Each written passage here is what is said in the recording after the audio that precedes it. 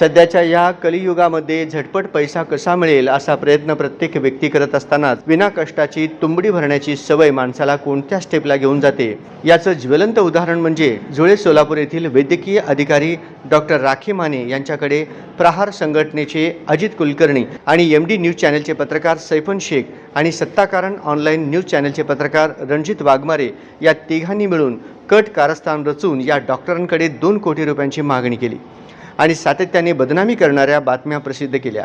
वारंवार पैशाची मागणी करून त्रास दिल्यामुळे तसेच पैसे नाही दिल्यास तुम्हाला त्रास होईल अशी धमकी दिली।